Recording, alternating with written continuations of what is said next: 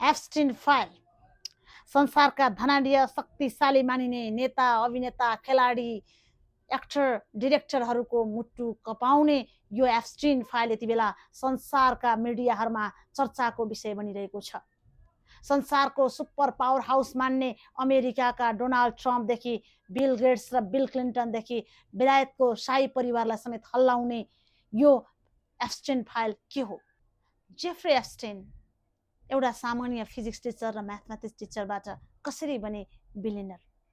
संसारका पहुँचोला राजनीतिज्ञदेखि धनाढ्य व्यापारीदेखि एक्टरसम्मको उनको पहुँच कसरी बन्न गयो? यो बाल यौन दुराचार सम्बन्धीको पहिलो घटना 2005 मा जति बेला एक 14 वर्षकी बालिकाले आफ्ना अभिभावकलाई आफू यौन शोषणमा परेको कुरा बताइन् र त्यसपछि उनका अभिभावकले उनीलाई नजिकैको प्रहरीमा गएर जब उजुरी गर्यो र त्यो उजुरी सँगसँगै 50 भन्दा बढी बालबालिकाहरूले आफूलाई पनि यौन दुराचार गरिएको भन्ने जब मुद्दाहरू दायर भए त्यसपछि भने उनलाई प्रहरीले एरेस्ट गरेको थियो। रेस मानव तस्करी तथा बाल यौन दुराचारमा आफूले जिम्मेवारी लिने र यदि आफूले जेलबाट पाउने सजाय कम भएको खण्डमा आफूले त्यसको जिम्मेवारी लिने भन्दै उनले 13 महिनाको लागि जेल जान तयार भए। तर उनीलाई के सुविधा दिएको थियो भने पहुँच ओला भएर हो या अरू कुनै कारणले उनले आफ्नो शक्तिको दुरुपयोग गर्दै उनलाई जेलभित्र पनि विभिन्न बाहिर निस्केर काम गर्ने अवसर दिलाइएको थियो। त्यसपछि 13 महिनाको जेल जीवन सकिसकेपछि उनी बाहिर आएर अलिकति मिडियाबाट सबैथोकबाट टाढा रहँदै गए। तर यो घटनाले अझ फेरि एकपटक यसले एउटा नयाँ मोड लियो जति बेला 2017 मा मिटु #मिटु भन्ने मुभमेन्ट चल्यो। त्यसको मुभमेन्ट अमेरिकाभरि र धेरैसो जब यसको भारत र नेपालसम्म पनि यसको केही असरहरू देखिएको थियो।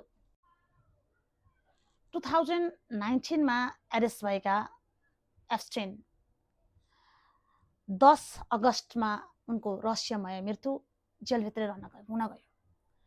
आजको दिनसम्म पनि त्यो मृत्यु थियो या उनलाई कसैले मारेको थियो यो अहिलेसम्म भन्न सकिँदैन।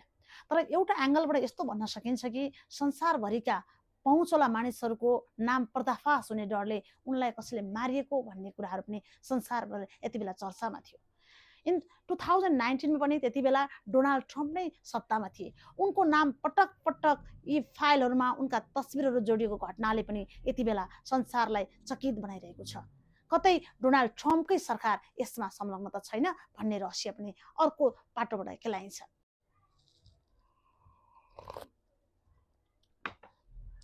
उनको मृत्यु 10 अगस्टमा हुन्छ भने 8 अगस्टसम्म दुवै क्यामेरा उनी बस्ने भन्दा अगाडि राखेका दुईटा क्यामेराहरू ठिकठाक छन्। तर 9 अगस्टमा दुईवटै क्यामेरा खराबी भइरहेको छन्। यसले एउटा रहस्य पक्कै पनि क्वेसन मार्क गरेको छ। र कम्तीमा 95,000 भन्दा बढी तस्बिरहरू रहेको यो स्क्यान्डल यति बेला चर्चामा आइरहेको छ। 14-15 वर्षका बालबालिकाहरू जो एकदमै निमुखा छन्, कमजोरी उनीहरूको कमजोरी पत्ता लगाएर एउटा संसारभरिका पावरफुल मानिसहरूलाई उनको प्राइभेट जेट र प्राइभेट भिल्लाहरूमा लगेर जुन यौन दुराचार गरेको भन्ने अभियोग यति बेला सर्वत्र चर्चामा छ। के उनी एक्लैले गरे त? पक्कै पनि यस सम्पूर्ण कर्तुतमा सहयोग गर्ने गैस्लिन मैक्सवेल जो फ्रान्समा जन्मेकी र बेलायतमा हुर्के बढेकी, उनले खास गरेर दुनियाँका सेलिब्रिटीहरूसँग पावरफुल मानिसहरूसँग संलग्नता बढाउन उनले ठुलो सहयोगी भूमिका खेलेकी थिइन्। त्यति मात्र होइन, त्यहाँ संसारभरिका बालबालिकाहरू जो 14-15 वर्षका बालबालिकाहरू छन् उनीहरूको कमी कमजोरी पत्ता लगाउने, त्यस्ता बालबालिकालाई लिएर आउने र उनीहरूलाई यौन सम्बन्धीको एउटा उनीहरूलाई मानसिक रूपमा शारीरिक रूपमा तयार पार्ने र संसारभरिबाट उनीहरूको भिल्ला र उनीहरूको प्राइभेट जेट विमानमा आउने मानिसहरूलाई सत्कार स्वागत गर्ने र त्यो खालको वातावरण सिर्जना गर्नेमा उनको अहम भूमिका रहेको पाइन्छ। यति बेला उनी जेलमा मौन भएर बसिरहेकी छिन्। जेफ्री एप्स्टिनको आजभन्दा 7 वर्ष अघि 2019 मा रहस्यमा मृत्यु भइसकेको छ।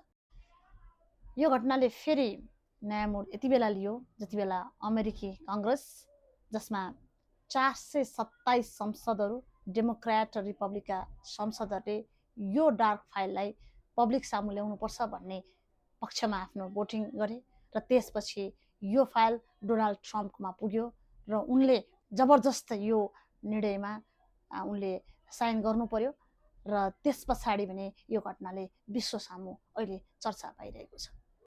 र यस घटनाबाट के भन्न सकिन्छ भने सत्ता शक्तिको उन्मादमा जसरी संसारभरिका कलिला नानीहरूलाई यौन शिकार बनाइयो र यसमा संसारभरिका शक्तिवान मान्छेहरूको जुन संलग्नता देखिएको छ, यसले अमेरिकादेखि युरोप र युरोपदेखि दक्षिण एसियाका इभन इन्डियाका अनिल अम्बानीको नाम समेत जोडिएको छ। 95,000 भन्दा बढी तस्बिरहरू यसका आउने क्रममा छन्, कतिहरू भाइरल भइरहेका छन्। र यसले एउटा कस्तो खालको सन्देश प्रवाह गरिरहेको छ, यो साँच्चै के यो कता गइरहेको छ, यो घटनाले के भन्न खोजिरहेको छ। यति बेला संसार अचम्मितमा छन्। तपाईँ हामी जस्ता सिधा सोझा मानिसहरूले यति बेला हामी शब्दविहीन भइरहेका छौँ। यो घटना सपना जस्तो लाग्छ, एआईले बनाएको कुनै एउटा कथा जस्तो लाग्छ, ड्रामा जस्तो लाग्छ, तर यो केही पनि होइन। एउटा यो डार्क फाइल बनेर संसार हल्लाइरहेको छ। त्यसमा तपाईँका विचारहरू के छन्? आफ्ना विचारहरू कमेन्टमा राख्दै जानुहोला। यसबाट विकसित घटनाक्रमहरूलाई अर्को एपिसोडमा तपाईँहरूको बिचमा आफ्ना विचारसहित लिएर आउनेछु। यस्ता यौन पिपासु र दुराचारीहरूको जरैदेखि उन्मूलन गरौँ। नमस्ते।